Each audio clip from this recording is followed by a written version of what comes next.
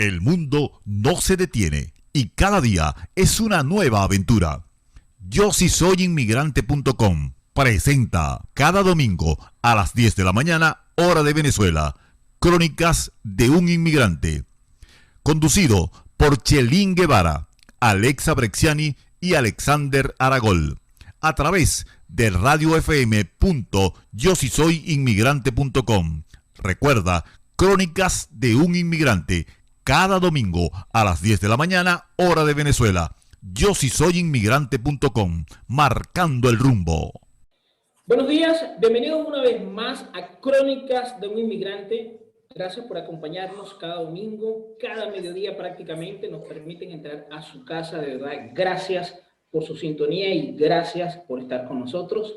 Obviamente saben que llegamos a ustedes gracias a radiofm.yosisoyinmigrante.com, programa producido por Yo sí soy inmigrante, auspiciado por Fundep, por Proyecto Amazonas y Aragol Sistemas Informáticos, Soluciones Informáticas. Nos está acompañando a partir del día de hoy. Como siempre, Alexa Brexiani, nuestro querido amigo Chelín Guevara y este humilde servidor, siempre acompañándolos. Buenos días, muchachos. Hola, buenos días, ¿cómo están? Buenos días, Alexander. Buenos días, Carlos.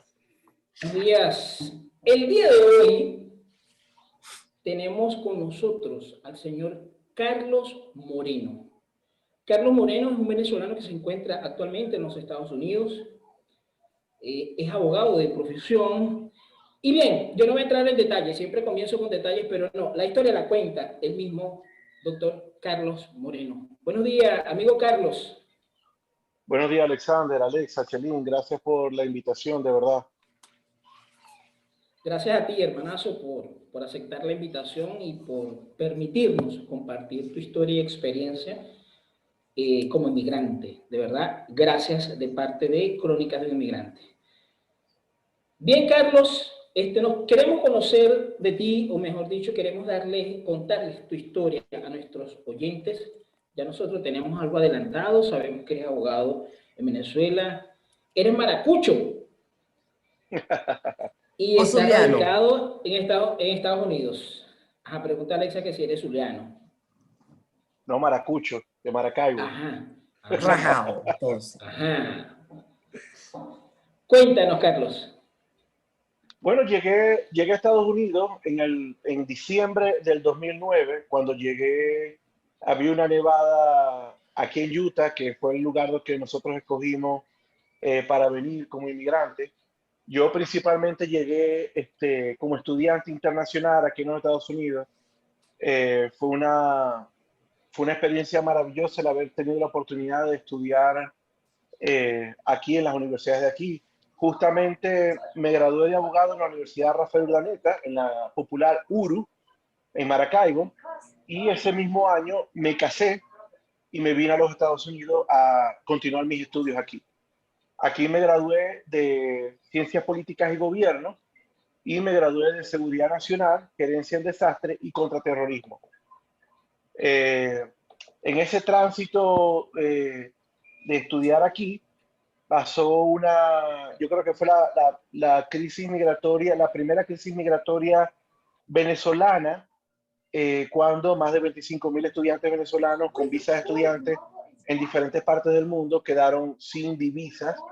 En aquel tiempo el extinto CADIVI o CENCOEX negó esas divisas y muchas personas quedaron sin hogar. Muchos estudiantes fueron expulsados de sus universidades o por no tener cómo pagar la matrícula. No es tanto que te expulsen de la universidad o que no puedas inscribirte, sino que inmediatamente pierdes la visa, porque parte de tu compromiso migratorio es que tienes que estar inscrito, matriculado en la universidad, es decir, tienes que pagar la universidad para poder mantener tu visa. Entonces, por ende, ahí quedaron en el camino muchísimos estudiantes internacionales venezolanos en diferentes países como ilegales, indocumentados, llamémoslo así.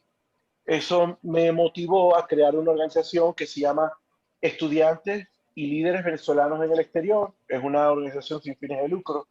Estábamos en aquel momento, desde el 2014 en adelante, organizados en más de 30 países a nivel mundial. Hasta en Japón teníamos estudiantes venezolanos en ese momento. Y bueno, empezamos a trabajar con los organismos internacionales, en cierta manera denunciando lo que nos había sucedido, lo que nos estaba sucediendo. Eso causó otra crisis más de persecución política en contra de lo que estábamos liderizando EVE, o así como lo llamamos nosotros, estudiantes venezolanos en el exterior. Y bueno, un día común y corriente, yo tenía una reunión, en aquel momento estaba todavía Insulsa en la OEA, y tenía una reunión con Insulsa.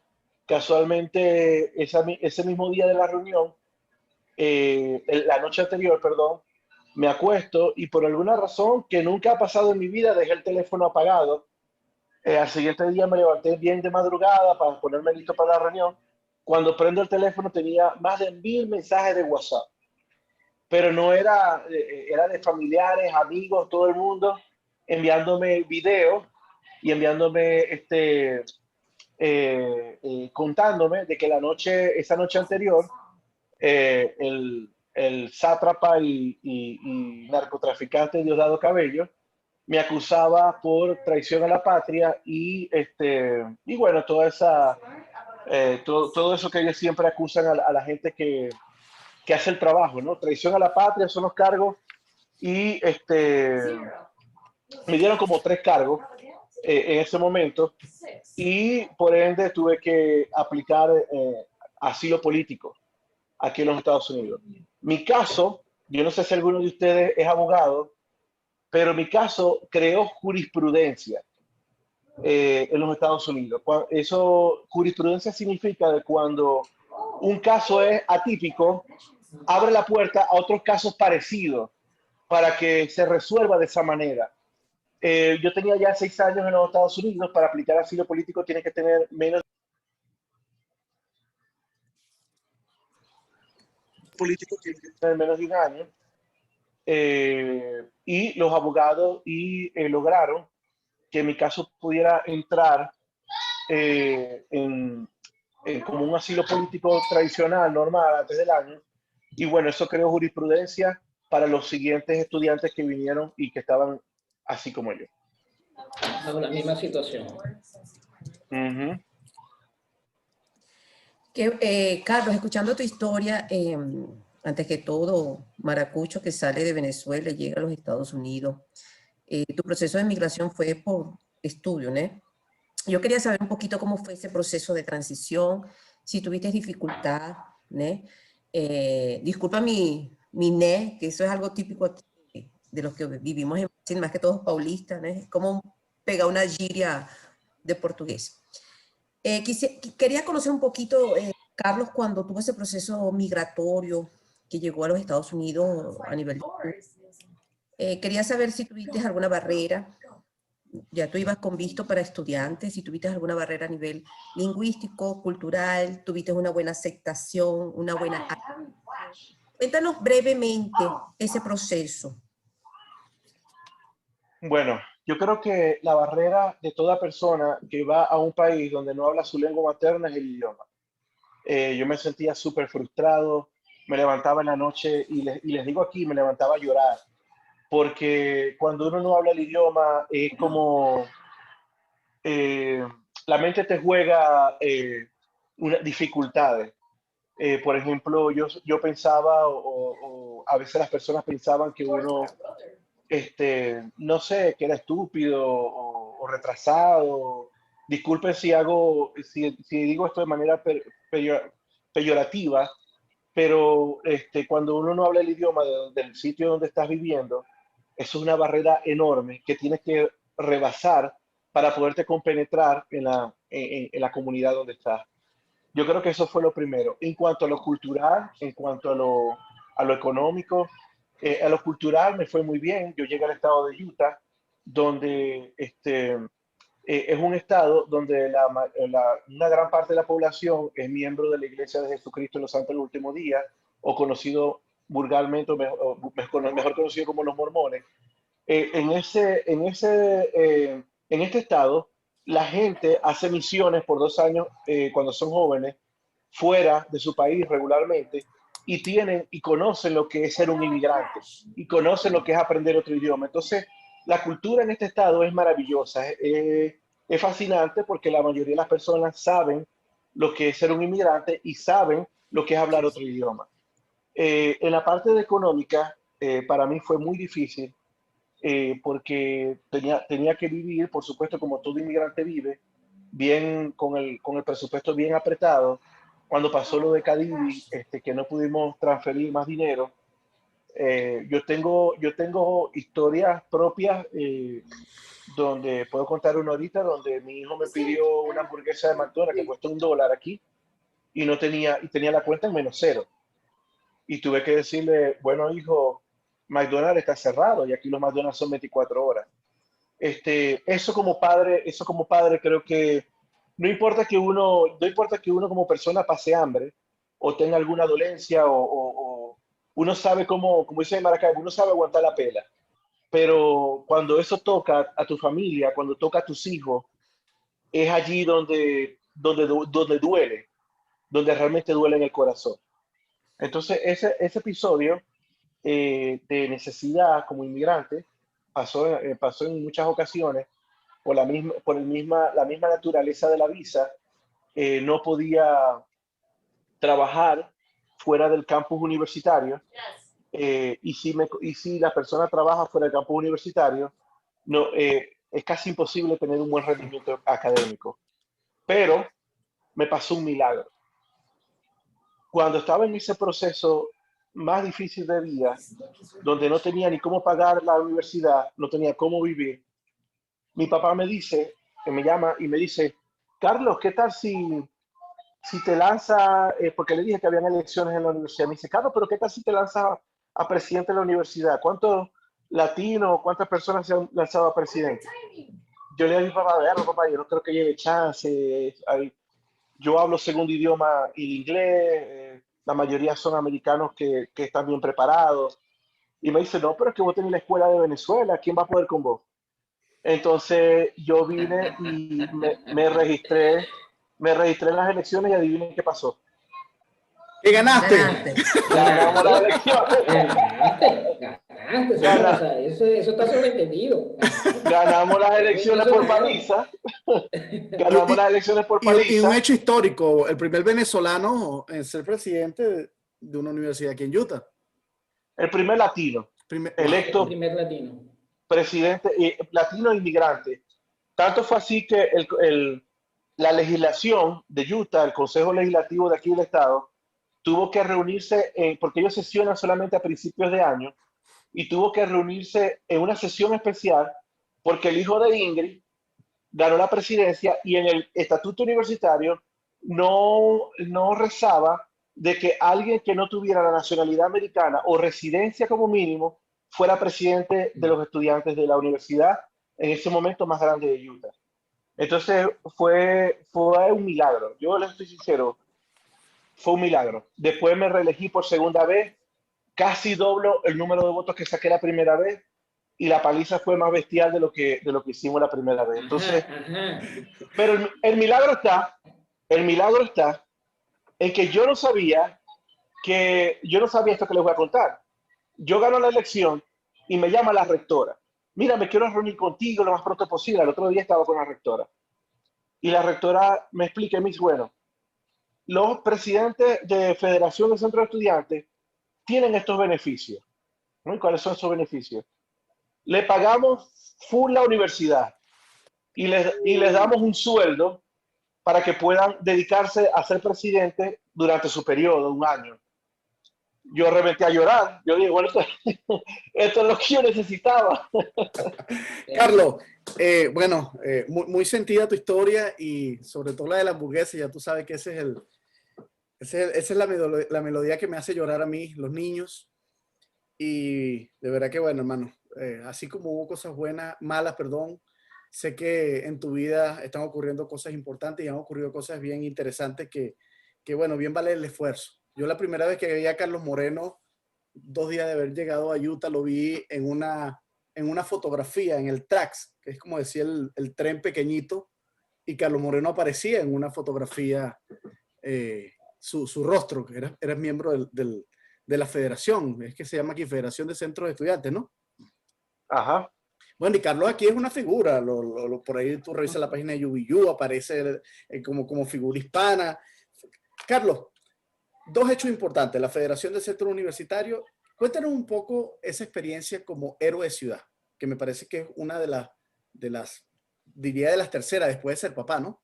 Después de ser papá, después de ser el presidente de la federación. Creo que la tercera sería ese momento que te nombran héroe de ciudad. Cuéntanos un poco sobre eso. Carlos, esa respuesta se la van a dar a nuestro amigo Chelín luego de esta pausa. Ya regresamos, no se vayan.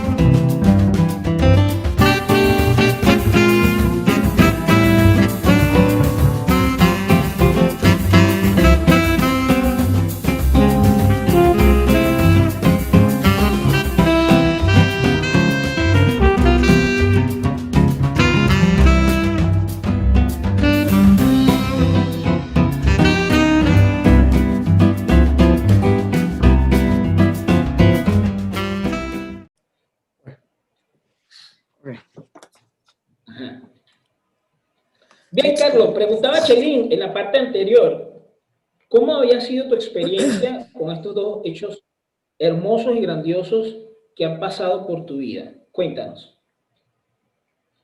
Bueno, la parte de ser héroe de la ciudad metropolitana de Salt Lake fue un orgullo enorme que pude sentir. A veces la palabra orgullo no es la ideal, ¿no? Pero una emoción enorme que sentí cuando recibí la carta del alcalde metropolitano eh, para condecorarme como héroe de la ciudad. Todo esto se dio por el trabajo que había hecho en la universidad, también porque fui electo vicepresidente de todos los presidentes de federaciones de centros de estudiantes. Y en ese tiempo que fui vicepresidente, hice una medida legislativa en el Capitolio, en la legislación aquí en Utah, para crear una ley para proteger la salud mental de los estudiantes. Como aquí Utah tiene un alto porcentaje en comparación de otros estados de suicidio. Y regularmente sucede en edades de chamos de universidad y high school, o bachillerato como lo conocemos nosotros. Entonces, logré con los legisladores hacer esa medida. Les gustó mucho la idea. Esa medida logró que pudieran bajar más presupuestos a las universidades para crear departamentos con psiquiatras, psicólogos, consejeros, todo esto. Y eso fue un gran revuelo porque logró que más de 500,000 estudiantes se beneficiaran de eso, de educación superior y bachillerato. Entonces, debido a eso, que nadie había pensado en eso, el alcalde vio esa iniciativa, más otras que se venían haciendo con la comunidad venezolana, en mi propio, llamémoslo, nicho, y me nombraron héroe metropolitano. Wow. Carlos, evidentemente, como inmigrante, una de las tantas cosas que uno busca desde el alma es hacer diferencia en cuanto al gentilicio, ¿no? Aquí quede la marca como venezolano. No el simple hecho del nombre propio, ¿no? Carlos Moreno, no. Sino que queda el estigma, por decirlo de alguna manera, del buen venezolano, de ese que hizo historia, de ese que marcó el nombre de Venezuela, de ese que levantó la bandera. Hoy en día me gustaría saber cómo se siente Carlos Moreno, cómo respira Carlos Moreno cuando mira un poco hacia atrás y ve lo que ha conseguido por esfuerzo propio, por supuesto, y que al mismo tiempo impacta al resto de los venezolanos, en este caso que llegan a Utah. Yo cuando salí de Maracaibo, nunca me imaginé que todo esto iba a pasar. Eh, yo no, jamás me imaginé que tantas cosas buenas me iban a pasar en la vida y mucho se lo debo, y quiero ser responsable con lo que voy a decir, mucho se lo debo a la buena gente que vive aquí en este estado de Utah, que ha sabido abrazar este inmigrante o ha sabido tratar bien a este inmigrante en este trayecto que ha sido. Yo creo que una de las cosas que caracteriza al venezolano es la persistencia. En todo lo que hace. En todo lo que hace el venezolano es persistente, es exitoso. Yo creo que eso es lo que marca la diferencia eh, en otras nacionalidades o en otras personas, es que nosotros tenemos, en el buen sentido, yo lo llamo así, ese instinto asesino, ese deseo de triunfar, ese deseo de sobresalir, de llegar a una empresa y ser el mejor, de llegar a la universidad y destacarse, llegar a cualquier sitio y tratar de siempre encontrar una manera de mejorar las cosas. Yo creo que nosotros, viniendo del sitio donde vinimos, esa experiencia nos tocó el alma, nos tocó el corazón, por las razones por las cuales todos salimos, y eso ayuda a que cuando lleguemos a un sitio podamos observar y ver mejor las oportunidades que se presentan. Es lo que yo les digo a los americanos. Yo les digo, hermano, yo vengo del infierno. ¿Usted sabe qué es el infierno? Entonces se echan a reír. Venezuela es el infierno. El socialismo es el infierno. Yo vengo de ahí. Es por eso que a mí nadie me puede decir que no se puede. Es por eso que a mí me cierra una puerta y toco 10 más hasta que alguien me venda, porque yo de paso soy vendedor. Entonces, hasta que alguien me abra la puerta y diga, sí, hermano, estoy interesado en su producto. Porque yo no, o sea, si una persona ha tenido tantas dificultades en la vida, porque alguien me diga que no, eso no me va a milanar. No sé si me explico. Sí, Es como si, Perfectamente. totalmente. es como si alguien estuviera levantando 50 kilos, 50 kilos y lo ponen a levantar 15. Entonces, nosotros como venezolanos y como inmigrantes, no tenemos excusas para el fracaso. Así Tenemos más es. bien razones para el éxito. Y eso porque las personas todavía creen en los venezolanos y nos dan esas oportunidades de brillar y conquistar todas esas metas y esos objetivos. Y por eso es que nosotros como migrantes tenemos que agradecer a todos aquellos que nos escuchan, agradecer en el país donde estamos, agradecer a las personas que creen en nosotros y que ven que somos personas valiosas, que venimos de una tierra maravillosa, abençoada por Dios, que lamentablemente está pasando por una fase difícil, que todos saben, y que tenemos que sentir el orgullo de que llevamos ese tricolor en el corazón, y dejar el nombre de Venezuela bien en alto, y ser agradecido.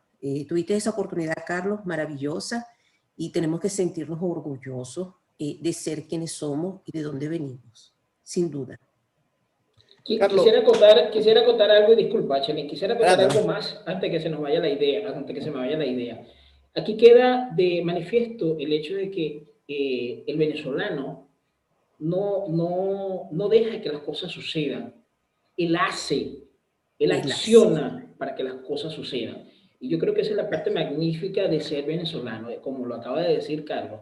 Él toca una puerta y no le abren y ahí se queda, porque en algún momento alguien le va a abrir esa puerta y es donde él va a aprovechar la oportunidad de mostrarle a esa persona la razón por la cual fue efectiva o fue factible de que haya abierto la puerta, de que no se vaya a arrepentir de haberla abierto. Antes de continuar, Carlos, hay un hecho importantísimo que acaba de suceder ahora en esta semana, que es la declaración de independencia de Venezuela en el condado, en la ciudad donde tú vives. Y un pajarito por allí me dijo que tú eras parte de esa maquinaria, que tú fuiste parte de ese proceso que hizo que eso se fuera una realidad hoy en día. Cuéntanos de ese hecho que evidentemente para los que ya están enterados nos llena de muchísimo orgullo y a mí particularmente me llena más de orgullo de que personas que uno conoce y que uno tiene el placer de conocer se hayan vuelto inmersos en ese proceso. Vos sabés que una de las cosas que es más difícil, estamos viviendo todos nosotros, es que nosotros, yo tengo 12 años en los Estados Unidos. Ya en muchas cosas de mi vida estoy más estable que muchas personas. Pero el tema Venezuela no se agota, no termina. No, el problema sigue, continúa. Es peor de como estuvo hace un año, hace 2 años, que hace 10 años. Entonces, muchas personas, cuando tengo la oportunidad de hablar con algún político americano, siempre el discurso está en lo que yo estoy viviendo como venezolano y lo que está pasando en Venezuela. Entonces, eso tiene que ser un tema como nosotros tenemos que seguir el ejemplo de los judíos. Los judíos, el tema del holocausto es un tema que pasó hace décadas atrás, pero hoy sigue más que nunca vivo porque ellos lo mantienen vivo. Eso fue algo que le sucedió a su comunidad, a su nación, y eso es algo tan doloroso para ellos que lo tienen en su corazón. ¿Y qué pasa? Por eso voy con la proclamación.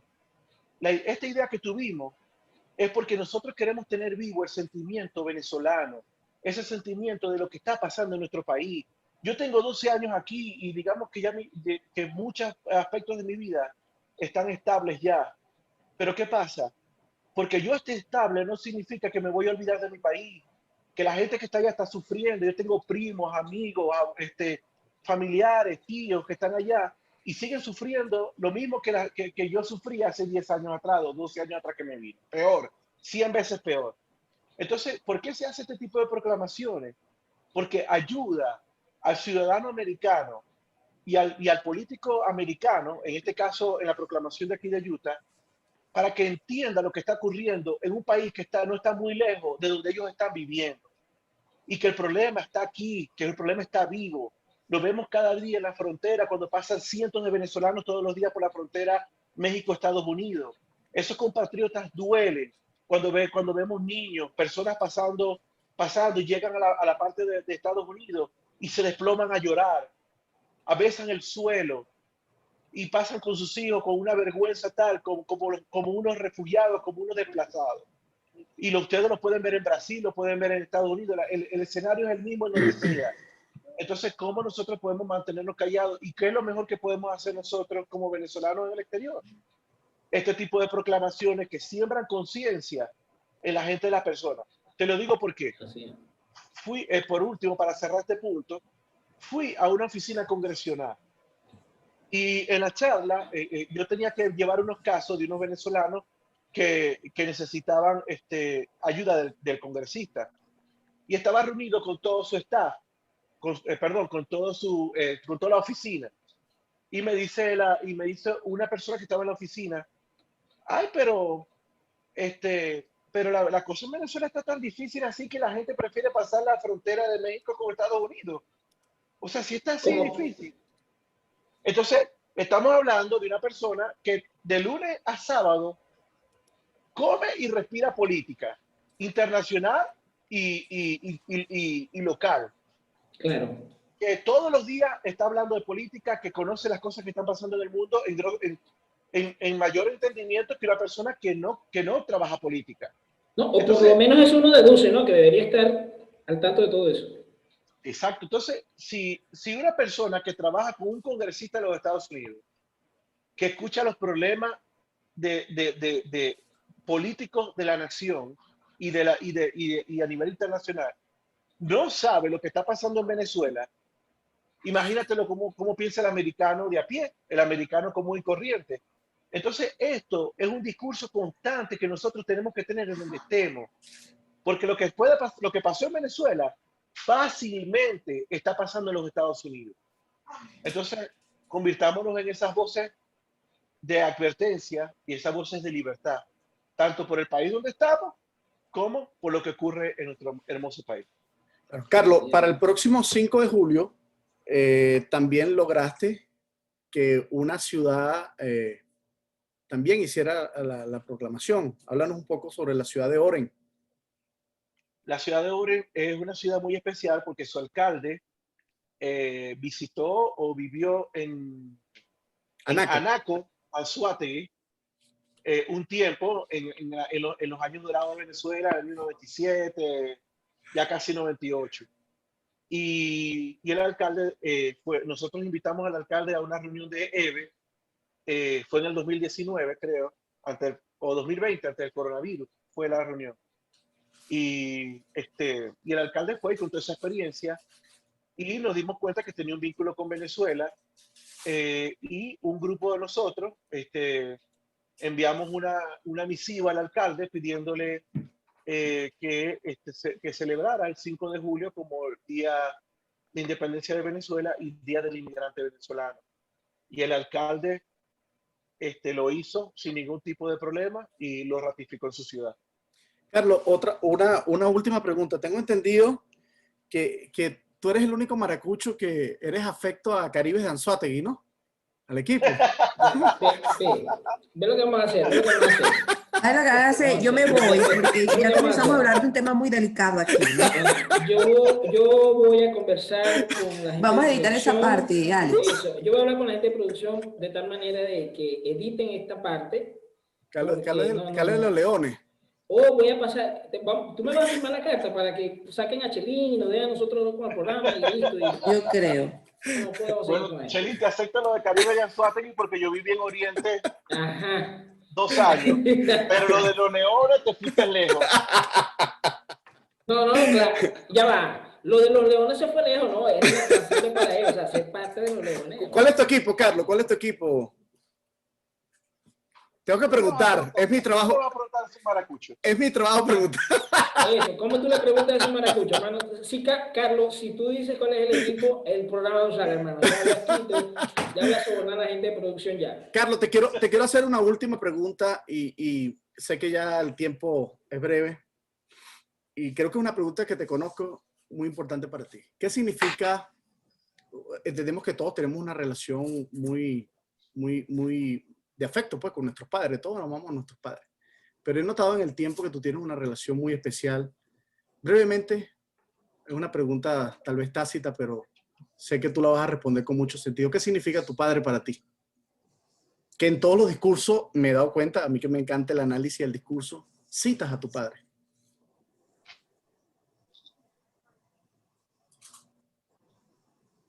Interpreta su silencio. Silencio interpretado. Silencio interpretado. Yo creo con lo que uno ve, a los que nos están oyendo, ustedes no están viendo, pero nosotros tenemos la oportunidad de ver a la cara a Carlos y su silencio lo dijo todo. Su silencio no necesita explicaciones, pero si lo quieres hacer con gusto, Carlos, adelante. Bueno, creo que papá ha sido mi mayor fuente de inspiración.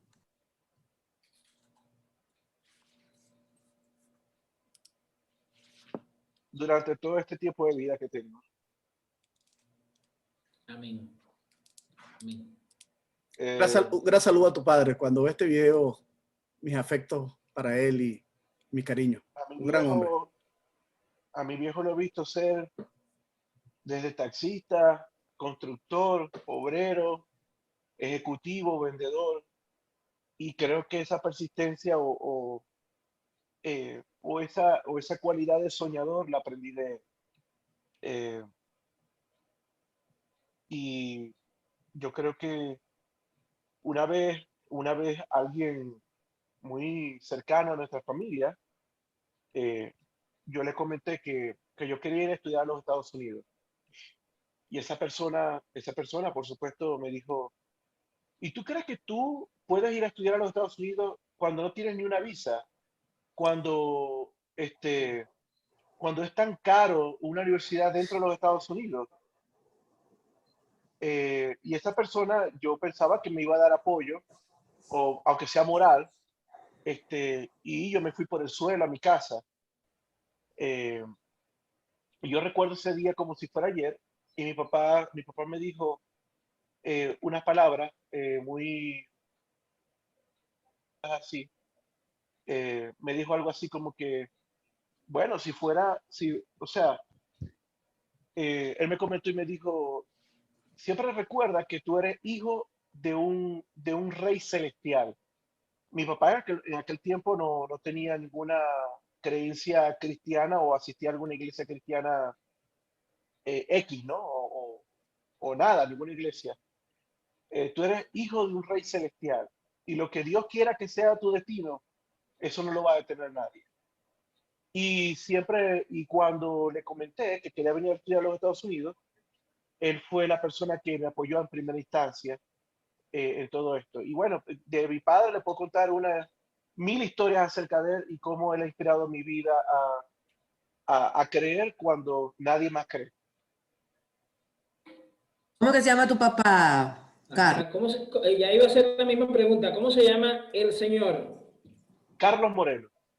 Bueno, para que Señor nos Carlos escuche, el Moreno, señor papá. Carlos Moreno, está en Maracaibo, ¿no es cierto? Sí, me No, él imagino. está aquí. Nos en sentimos Utah. orgullosos de porque usted trajo a este mundo a nuestro Carlos Moreno Jr.